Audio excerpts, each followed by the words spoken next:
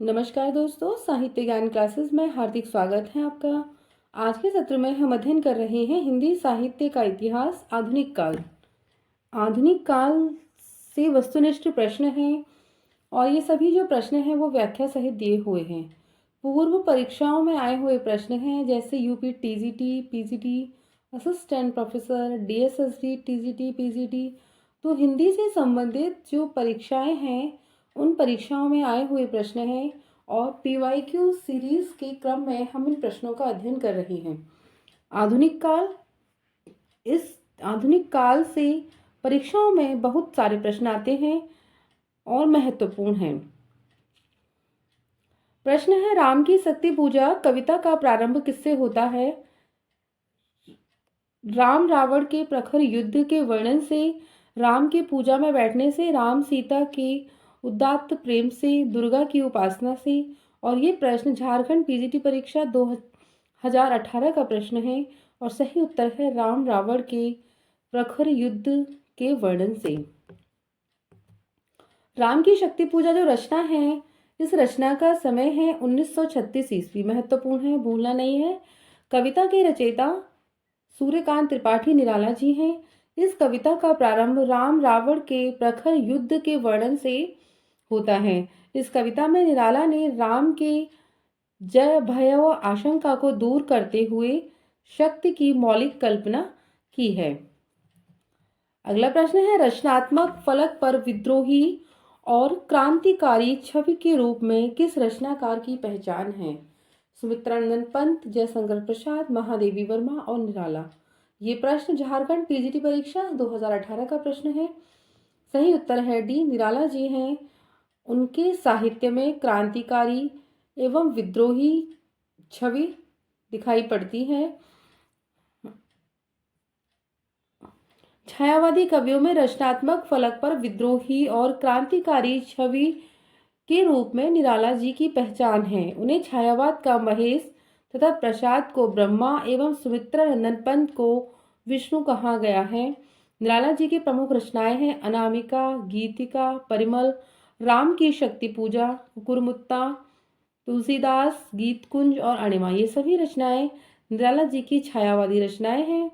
अगला प्रश्न है, मनु, श्रद्धा और इड़ा इत्यादि अपना ऐतिहासिक अस्तित्व रखते हुए सांकेतिक अर्थ की भी अभिव्यक्ति करें तो मुझे कोई आपत्ति नहीं है।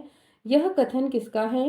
राम स्वरूप चतुर्वेदी, नंद दुलारी वाजपेयी, जयशंकर प्रसाद और नामवर सिंह। ये प्रश्न झारखंड पीजीटी परीक्षा 2018 का प्रश्न है और सही उत्तर है सी, जयशंकर प्रसाद जी का यह कथन है। कामायनी के संदर्भ में कवि जयशंकर प्रसाद का कथन है कि मनु, श्रद्धा और इड़ा ये कामायनी के प्रमुख पात्र हैं। इत्यादि अपना ऐतिहासिक अस्तित्व रखते हुए सांकेतिक अर्थ की भी अभिव्यक्ति करें तो मुझे कोई आपत्ति नहीं है। और यह कथन जयशंकर प्रसाद जी का है। प्रश्न है, राम की शक्ति पूजा कविता की अंतिम पंक्ति कौन सी है? क्रम क्रम से हुए पार राघव के पंचदिवस, पूरा करता हूँ देकर मात एक नयन, कह महाशक्ति राम के वंदन में हुई लीन, सब चले सदस्य राम की सोचते हुए विजय। झारखंड पीजीटी परीक्षा 2018 का प्रश्न है और सही उत्तर है सी, कि कह महाशक्ति राम के वंदन में हुई लीन। निराला की जो रचना है राम की शक्ति पूजा, इस रचना में कविता की अंतिम पंक्ति है कह महाशक्ति राम के वंदन में हुई लीन, जबकि दी हुई पंक्तियां इस कविता से संबंधित नहीं हैं। राम की शक्ति पूजा, इसका समय है 1936 ईस्वी और यह सूर्यकांत त्रिपाठी निराला की लंबी कविता है। और इसकी प्रथम पंक्ति है, रवि हुआ अस्त ज्योति के पत्र पर, लिखा अमर राम रावण का जय युद्ध। इस तरह ये पंक्तियां हैं इनकी। तो रवि हुआ अस्त ये इसकी प्रथम पंक्ति है। अगला प्रश्न है, कामायनी का मूल दर्शन क्या है? चार्वाक दर्शन, प्रतिभिज्ञा दर्शन, बौद्ध दर्शन और जैन दर्शन। ये प्रश्न झारखंड पीजीटी परीक्षा 2018 का प्रश्न है और सही उत्तर है बी, कामायनी में जो दर्शन है वो प्रतिभिज्ञा दर्शन है। कामायनी जो रचना है जयशंकर प्रसाद की, इस रचना का मूल दर्शन है प्रतिभिज्ञा दर्शन। कामायनी हिंदी भाषा का महाकाव्य है। इसकी रचना जयशंकर प्रसाद जी ने की है। प्रतिविज्ञा दर्शन पर आधारित होने के साथ साथ शैव दर्शन का भी पर्याप्त प्रभाव है इस रचना पर। अगला प्रश्न है, पंक्तियां हैं, नील परिधान बीच सुकुमार खुल रहा मृदुल अधखुला अंग, खिला हो जो बिजली का फूल मेघ वन बीच गुलाबी रंग। इन पंक्तियों में जयशंकर प्रसाद ने किसके सौंदर्य का वर्णन किया है? और ये पंक्तियां भी कामायनी से ही ली गई हैं। इड़ा, मनु, श्रद्धा और लज्जा। झारखंड पीजीटी परीक्षा 2018 का प्रश्न है ये। नील परिधान बीच खुल रहा जो गुलाबी अंग, इस पंक्तियों में जयशंकर प्रसाद जी ने श्रद्धा के सौंदर्य का वर्णन किया है। प्रस्तुत पंक्ति कामायनी महाकाव्य के श्रद्धा सर्ग से ली गई हैं। तो आपको याद रखना है कि पंक्तियां कौन से सर्ग से हैं। अगला प्रश्न है, किसकी कृतियों में भारतीय इतिहास राष्ट्रीय गौरव का पर्याय बनकर आता है? प्रेमचंद्र, भीष्म साहनी, जयशंकर प्रसाद और कृष्णा सोबती। जयशंकर प्रसाद सही उत्तर है इसमें। जयशंकर प्रसाद की कृतियों में भारतीय इतिहास राष्ट्रीय गौरव का पर्याय बनकर आता है। प्रसाद की ऐतिहासिक कृतियां हैं महाराणा का महत्व, चंद्रगुप्त, स्कंदगुप्त और ध्रुव स्वामिनी। तो जयशंकर प्रसाद जी की जो रचनाएं हैं वो सभी रचनाएं ऐतिहासिक परिवेश को प्रस्तुत करती हैं, ऐतिहासिक रचनाएं हैं। अगला प्रश्न है, राम की शक्ति पूजा किस श्रेणी की कविता है? मुक्तक, काव्य, लंबी कविता, अकविता, हाइकू। ये प्रश्न झारखंड पीजीटी परीक्षा 2018 डीएसएसबी टीजीटी 2018 का प्रश्न है और सही उत्तर है बी, लंबी कविता है। ये निराला की जो राम की शक्ति पूजा है यह लंबी श्रेणी की कविता है जो कि अनामिका नामक काव्य संग्रह में संकलित है। इस संकलन की अन्य प्रसिद्ध कविताएं हैं सरोज स्मृति, तोड़ती पत्थर, प्रेयसी, सच है, रेखा। तो ये सभी रचनाएं अनामिका काव्य संग्रह में संग्रहित हैं। अगला प्रश्न है, निराला की कविता राम की शक्ति पूजा के संदर्भ में कौन सा तथ्य गलत है? इसमें धर्म और अधर्म के शाश्वत संघर्ष का चित्रण है। यह रचना मूलतः राम और सीता की प्रणय गाथा है। इसमें राम शक्ति की आराधना करते हैं। यह कविता छायावादी काव्य की एक उत्कृष्ट रचना मानी जाती है। ये प्रश्न झारखंड पीजीटी परीक्षा 2018 का प्रश्न है और सही उत्तर है इसमें भी। जो तथ्य गलत है वह है यह रचना मूलतः राम और सीता की प्रणय गाथा है। ये कथन इसमें गलत है। बाकी ये सभी जो कथन है इसमें शाश्वत संघर्ष का चित्रण है, राम शक्ति की आराधना करते हैं। यह कविता छायावादी काव्य की उत्कृष्ट रचना मानी जाती है। ये सभी इस राम की शक्ति पूजा रचना के विषय में सही तथ्य हैं। अगला प्रश्न है, कामायनी के प्रथम सर्ग का शीर्षक क्या है? श्रद्धा, आशा, लज्जा और चिंता। ये प्रश्न झारखंड पीजीटी परीक्षा 2018 केवीएस पीजीटी 2017 का प्रश्न है। सही उत्तर है डी, चिंता। कामायनी का जो प्रथम सर्ग का शीर्षक है वो चिंता है। कामायनी के प्रथम सर्ग का शीर्षक चिंता है। कामायनी महाकाव्य में 15 सर्ग हैं। इनके नाम है चिंता, आशा, श्रद्धा, काम, वासना, लज्जा, कर्म, ईर्ष्या, इड़ा, स्वप्न, संघर्ष, निर्वेद, दर्शन, रहस्य और आनंद। तो कामायनी का प्रथम सर्ग चिंता सर्ग है। अगला प्रश्न है, कामायनी महाकाव्य में रहस्य के बाद कौन सा सर्ग आता है? स्वप्न, निर्वेद, आनंद, दर्शन। तो आपको कामायनी के जो सर्गों का क्रम है वो याद होना चाहिए और सर्ग किसके बाद कौन सा सर्ग आता है ये बहुत ही महत्वपूर्ण है। और ये प्रश्न केवीएस पीजीटी हिंदी 2016 का प्रश्न है। कामायनी महाकाव्य में रहस्य के बाद आनंद सर्ग आता है। इस महाकाव्य में 15 सर्ग हैं। इनका क्रम है चिंता, आशा, श्रद्धा, काम, वासना, लज्जा, कर्म, ईर्ष्या, स्वप्न, संघर्ष, निर्वेद। तो इसमें पूछा गया है रहस्य के बाद, तो रहस्य के बाद आनंद सर्ग आता है। प्रश्न है, कामायनी छायावाद के संदर्भ में कौन सा कथन असत्य है? छायावादी काव्य में व्यक्तिगत प्रणय की भावभूमि करुणा से लेकर आनंद तक फैली हुई है। अभिव्यंजना की दृष्टि से अभिधात्मक शैली की प्रधानता छायावादी काव्य की मुख्य विशेषता है। छायावाद प्रेम, सौंदर्य और यौवन की कविता है। छायावादी काव्य में अनुभूति की प्रधानता के कारण उसे स्थूल के प्रति सूक्ष्म का विद्रोह माना गया है। ये प्रश्न केवीएस पीजीटी परीक्षा 2016 का प्रश्न है और सही उत्तर है बी कि असत्य कथन है। अभिव्यंजना की दृष्टि से अभिधात्मक शैली की प्रधानता छायावादी काव्य की मुख्य विशेषता है। छायावाद के संदर्भ में व्यंजना की दृष्टि से अभिधात्मक शैली की प्रधानता छायावादी काव्य की मुख्य या प्रमुख विशेषता है। यह कथन इसमें गलत है। छायावादी काव्य में अभिधात्मक शैली नहीं बल्कि लक्षणात्मक शैली का प्रयोग हुआ है। बाकी तीनों जो कथन है उसमें वो सत्य है। अगला प्रश्न है, किस काव्य ग्रंथि की भूमिका में सुमित्रानंदन पंत ने भाषा, अलंकार, छंद, शब्द और भाव के सामरस्य पर विचार व्यक्त किए हैं? युगांत, लोकायतन, वीणा और पल्लव। ये प्रश्न केवीएस पीजीटी परीक्षा 2016 का प्रश्न है और सही उत्तर है डी, पल्लव रचना है। उस रचना में पल्लव में काव्य ग्रंथ की भूमिका में सुमित्रानंदन पंत ने भाषा, अलंकार, छंद, शब्द और भाव के सामरस्य पर विचार व्यक्त किए हैं। इसलिए पल्लव को ही छायावाद का मैनिफेस्टो कहा जाता है। तो आपको याद रखना है, छायावाद का मैनिफेस्टो पंत की रचना पल्लव है। अगला प्रश्न है, निराला के बारे में निम्नलिखित में से कौन सा कथन सही है? कविताओं में भारतीय परंपरा और गौरवशाली मूल्यों का अभाव है। अभावों की तीव्र मर्मांतक व्यथा कहीं भी व्यक्त नहीं हुई है। कविता में आध्यात्मिकता और रहस्यवादी भावना के दर्शन होते हैं। अधिकांश रचनाएं पौराणिक आख्यानों पर केंद्रित हैं और सही कथन है सी, कविता में आध्यात्मिकता और रहस्यवादी भावना के दर्शन होते हैं। और ये प्रश्न केवीएस पीजीटी परीक्षा 2016 का प्रश्न है। अगला पंक्ति है, दुखी जीवन की कथा रही, क्या कहूँ आज जो नहीं कही।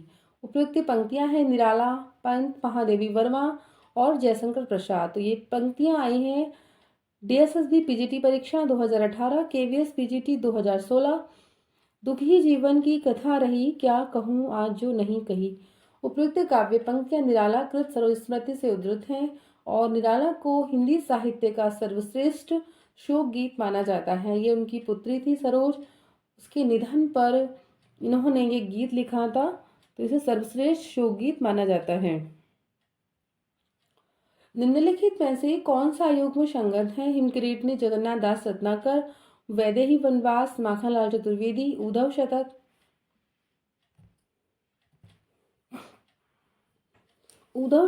अयोध्या सिंह उपाध्याय हरिऔध, पथिक रामनरेश त्रिपाठी। और संगत युग्म है डी, पथिक रामनरेश त्रिपाठी। बाकी सभी इसमें गलत हैं। पथिक रामनरेश त्रिपाठी की रचना है। हिमकिरीटनी माखनलाल चतुर्वेदी, उद्धव शतक जगन्नाथ दास रत्नाकर, वैदेही वनवास उपाध्याय हरिऔध जी की रचना है। अगला प्रश्न है, निम्नलिखित में से कौन सा युग्म संगत है? ग्राम्या सुमित्रानंद पंत, दीपशिखा सूर्यकांत त्रिपाठी निराला, प्रलय की छाया महादेवी वर्मा और कुकुरमुत्ता जयशंकर प्रसाद। ये प्रश्न केवीएस पीजीटी परीक्षा 2016 का प्रश्न है और सही उत्तर है ए, ग्राम्या जो रचना है वो पंत जी की रचना है। ग्राम्या रचना सुमित्रानंदन पंत की रचना है। दीपशिखा महादेवी वर्मा, प्रलय की छाया जयशंकर प्रसाद, कुकुरमुत्ता निराला जी की रचना है। अगला प्रश्न है, निम्नलिखित में से कौन सी काव्य कृति महादेवी वर्मा की है? निशीथ, सांध्य गीत, गीत गुंज, स्वर्णधूली। ये प्रश्न केवीएस पीजीटी हिंदी 2016 का प्रश्न है और सांध्य गीत रचना है वो महादेवी वर्मा की रचना है। अन्य रचनाकारों के साथ निशीथ रामकुमार वर्मा, गीत गुंज निराला जी की रचना है और स्वर्णधूली सुमित्रानंदन पंत जी की रचना है। अगला प्रश्न है, निम्नलिखित में से कौन सी रचना महादेवी वर्मा की नहीं है? निहार, रश्मि, नीरजा और गुंजन। प्रश्न केवीएस पीजीटी परीक्षा 17 का प्रश्न है और गुंजन जो रचना है वह सुमित्रानंदन पंत की रचना है, जबकि नीरजा, रश्मि, निहार ये सभी रचनाएं महादेवी वर्मा की रचनाएं हैं। सुमित्रानंदन पंत की रचनाएं ग्रंथ ग्राम्या, कला और बूढ़ा चांद, लोकायतन, चिदंबरा और सत्यकाम। तो ये सभी रचनाएं सुमित्रानंद पंत जी की हैं। प्रश्न है, ग्रंथि किस रचनाकार की रचना है? महादेवी वर्मा, निराला, पंत, प्रसाद। ये प्रश्न केवीएस पीजीटी परीक्षा 2017 का प्रश्न है और सही उत्तर है पंत जी की रचना है ग्रंथि। ग्रंथि सुमित्रानंद पंत की रचना है। अन्य रचनाएं हैं पंत जी की पल्लव, उच्छ्वास, वीणा, लोकायतन, स्वर्ण किरण, स्वर्णधूलि, गुंजन, युगवाणी, युगपथ और चिदंबरा। अगली पंक्तियां हैं, छोड़ द्रुमों की मृदु छाया, तोड़ प्रकृति से भी माया, बाले तेरे बाल जाल में कैसे उलझा दूं लोचन। उपयुक्त चर्चित पंक्तियों के रचनाकार हैं और ये प्रश्न है डीएसएसबी टीजीटी परीक्षा 2018, केवीएस पीजीटी 2017 में ये प्रश्न आया है और सही उत्तर है सी। ये जो पंक्तियां हैं पंत जी की पंक्तियां हैं। छायावाद के किस कवि की दार्शनिक पृष्ठभूमि उसके उत्तरार्ध रचनाकाल में विवेकानंद के विचारों से प्रभावित है? और ये प्रश्न केवीएस पीजीटी परीक्षा 2017 का प्रश्न है और सही उत्तर है सी। विवेकानंद के विचारों से जो प्रभावित रचनाकार हैं वो निराला जी हैं। छायावाद के कवि सूर्यकांत त्रिपाठी निराला की दार्शनिक पृष्ठभूमि उनके उत्तरार्ध रचनाकाल में स्वामी विवेकानंद के विचारों से प्रभावित है। सुमित्रानंद पंत पर अरविंद दर्शन का प्रभाव है। अगला प्रश्न है, निम्नलिखित में से सूर्यकांत त्रिपाठी निराला की किस कविता में यथार्थवादी चेतना स्पष्ट रूप से दिखाई देती है? कुकुरमुत्ता, जूही की कली, सरोज स्मृति, राम की शक्ति पूजा, केवीएस पीजीटी 2017 और सही उत्तर है ए कुकुरमुत्ता रचना में। निराला की जो रचना है कुकुरमुत्ता, इस रचना में यथार्थवादी चेतना दृष्टि स्पष्ट रूप से दिखाई देती है। जूही की कली प्रथम मुक्त छंद रचना है, सरोज स्मृति रचना को प्रथम शोकगीत तथा राम की शक्ति पूजा एक लंबी कविता है। किस छायावादी कवि की कविता में माधुर्य गुण की अधिकता को रेखांकित करते हुए आचार्य रामचंद्र शुक्ल ने उसे मधुचर्या का कवि कहा है? जयशंकर प्रसाद, निराला, पंत, महादेवी वर्मा और सही उत्तर है ए कि जयशंकर प्रसाद को कहा है। छायावादी कवि जयशंकर प्रसाद की कविताओं में माधुर्य गुण की अधिकता के रेखांकित करते हुए आचार्य रामचंद्र शुक्ल ने उसे मधुचर्या का कवि कहा है। अगला प्रश्न है, प्रकाशन वर्ष के अनुसार निम्नलिखित कविताओं का सही अनुक्रम है? और सही अनुक्रम है सी।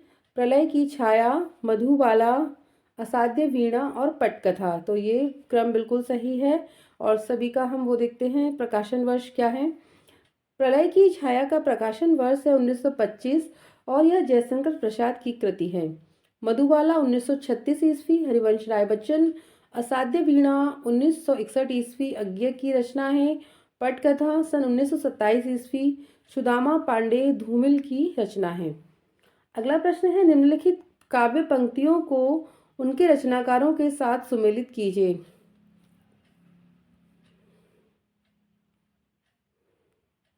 दुख ही जीवन की कथा रही, क्या कहूँ जो आज नहीं कही। ये पंक्ति निराला की है। मैं दिन को ढूंढ रही ये प्याली में, ये महादेवी वर्मा की। रोज सवेरे में थोड़ा, ये पंक्तियां हैं अज्ञे की। और बिखरी अलकन जो स्पष्ट भाल, और ये प्रसाद की पंक्तियां हैं। अगला प्रश्न है, निम्नलिखित पात्रों को संबंध काव्य कृतियों के साथ सुमेलित कीजिए। कर्ण, कमला, औशिनीरी और राहुल। उर्वशी, यशोधरा, रश्मिरथी, प्रलय की छाया, कामायनी। कर्ण कृति पात्र दिए हुए हैं, कृति और कृतिकार। कर्ण रश्मिरथी के पात्र हैं और दिनकर की रचना है। कमला प्रलय की छाया, ये जयशंकर प्रसाद की रचना है। औशिनीरी उर्वशी की पात्र है और दिनकर की रचना है। राहुल यशोधरा का पात्र है और यह मैथिली शरण गुप्त की रचना है, यशोधरा। अगला प्रश्न है, लहर किस विधा की रचना है? नाटक, काव्य, निबंध और उपन्यास। एनबीएस टीजीटी परीक्षा 2016 का ये प्रश्न है और सही उत्तर है बी, काव्य है लहर। लहर जयशंकर प्रसाद कृत काव्य है। जयशंकर प्रसाद के अन्य प्रमुख काव्य है उर्वशी 1909 ईस्वी, वनमिलन 1909, प्रेम राज्य 1909, कारण कुसुम 1913, झरना सन 1918 ईस्वी, आंसू 1925 ईस्वी, लहर 1933, कामायनी 1935। तो ये सभी रचनाएं जयशंकर प्रसाद की काव्य कृतियां हैं। अगला प्रश्न है, सुमित्रानंद पंत की रचनाएं मुख्यतः किस युग से संबंध हैं? प्रगतिवाद युग, द्विवेद युग, छायावादोत्तर युग, छायावाद युग। एनवीएस टीजीटी परीक्षा 2016 का ये प्रश्न है और सही उत्तर है डी के छायावाद युग से हैं सुमित्रानंद पंत की सभी रचनाएं। सुमित्रानंद पंत छायावाद के कवि हैं। पंत को प्रकृति का सुकुमार कवि कहा जाता है। पंत की महत्वपूर्ण काव्य उच्छ्वास, जिसका समय है 1920 ईस्वी, ग्रंथि 1920, वीणा 1927, पल्लव 1928, गुंजन 1932 ईस्वी हैं। तो ये सभी रचनाएं छायावादी रचनाएं हैं और सुमित्रानंद पंत जी की रचनाएं हैं। पंत को चिदम्बरा काव्यकृति पर 1968 ईस्वी में ज्ञानपीठ पुरस्कार प्राप्त हुआ था और जो पल्लव है जो सन 1928 में प्रकाशित हुआ, इस रचना को छायावाद का मैनिफेस्टो कहा जाता है और ये रचना पंत जी की रचना है।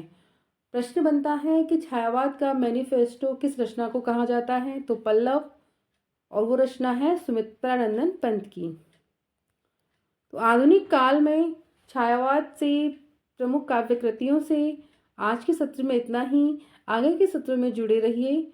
अगर आपने मेरा चैनल अब तक सब्सक्राइब नहीं किया है तो चैनल को सब्सक्राइब कीजिए, वीडियो को लाइक कीजिए, अपने मित्रों को शेयर कीजिए और छोटे से प्यारे से कमेंट्स कीजिए। बहुत बहुत धन्यवाद।